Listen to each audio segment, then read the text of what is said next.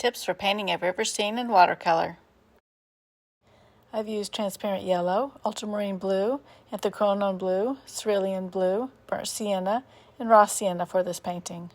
A list of the art supplies I've used will be in the description below.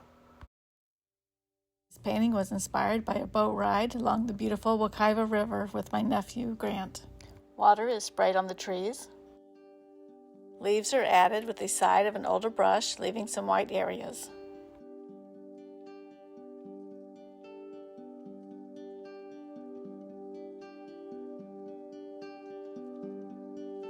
Greens were mixed with transparent yellow and ultramarine blue. Spanish moss is dragged down using the side of the brush. The plants along the edge of the water are started with a variety of greens. In the finished painting, most of the greens on the right will be in shadow, and some of the greens on the left will be caught by the light.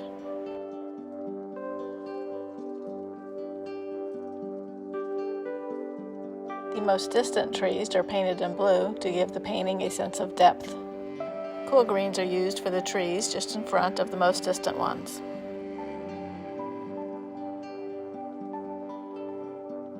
The left side mid-ground trees are started with transparent yellow and warmer greens, as they will be in the sunlit area.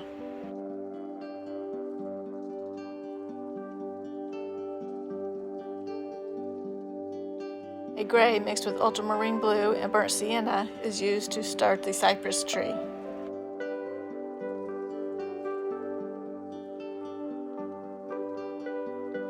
The paper is wet on the front and back side so that the paper stays flat on my board and so that it will give me longer drying time.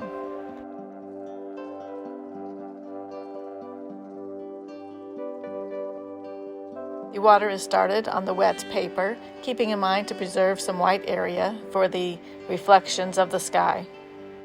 Reflections of the cypress tree and the Spanish moss are painted on the damp paper.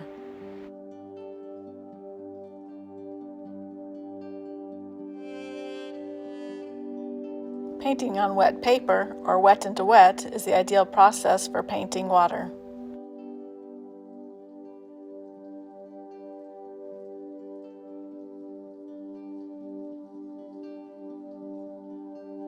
Watercolor dries lighter, especially when the paper is already wet.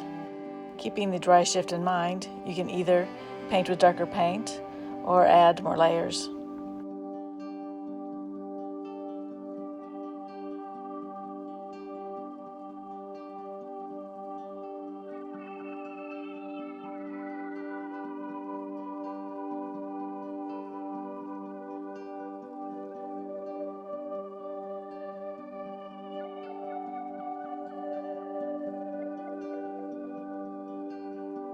The yellow undercoat is painted on the closest leaves.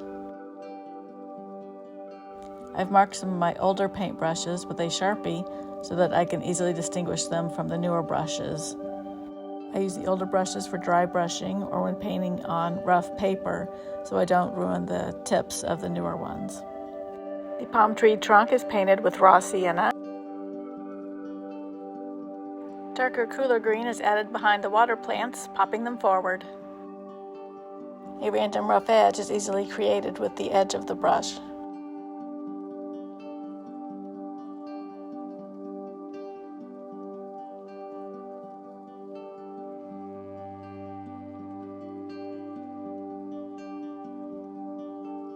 Additional layers are added to the trees, including a rough texture on the edges. Trunks are added using the same colors, varying the distance and the width.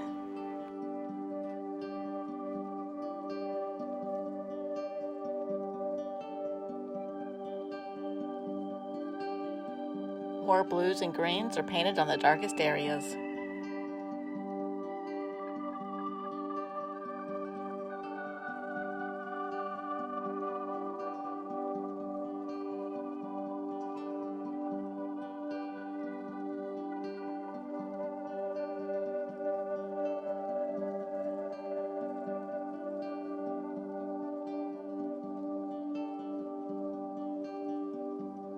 Additional cerulean blue is added around the trees, and and then softened with a damp brush to prevent hard edges.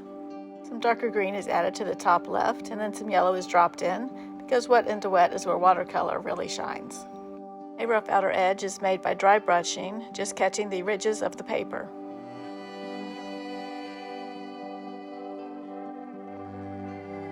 A dagger brush was used to form some of the closest leaves and to add some details to the water plants.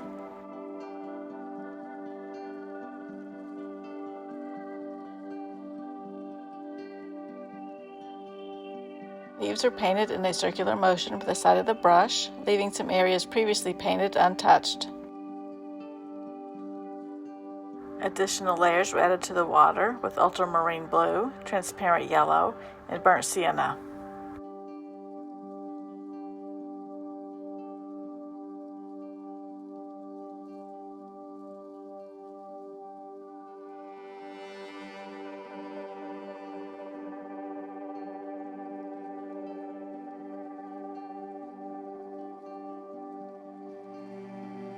A damp eradicator brush and paper towel was used to lift some tree trunks. A bald cypress in Spanish moss is painted with a fine liner.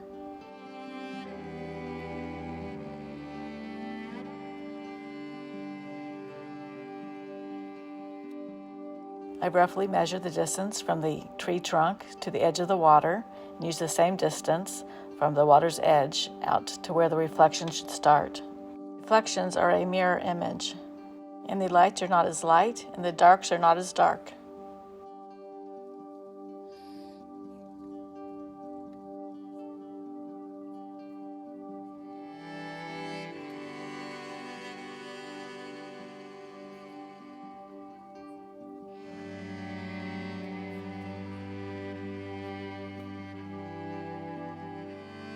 Ultramarine blue and burnt sienna makes the shadow of the trunk. The front of the trunk is in the sunlight. I've pulled over some texture lines. Some palm fronds are made with a round brush and then pulling out details with a fine liner.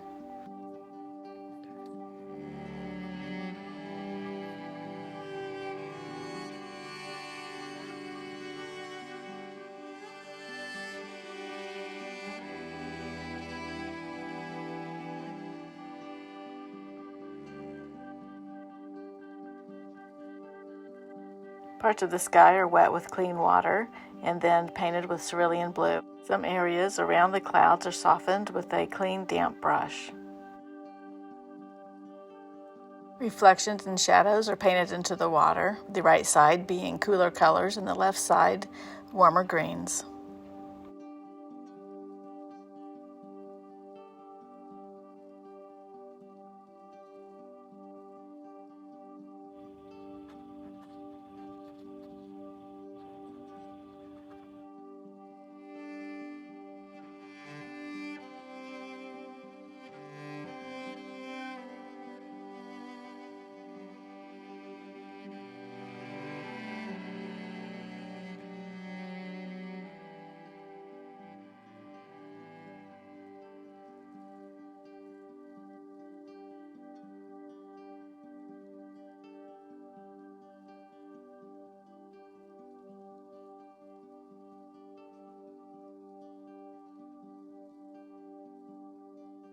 Sky peak holes are painted into the leaves so it doesn't look like one solid mass. More details with dry brushing is added to the trees.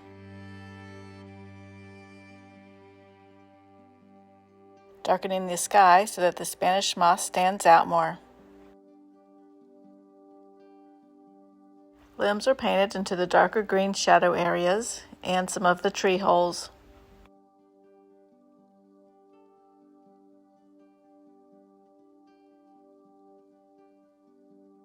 Dry brushing some texture onto the Spanish moss.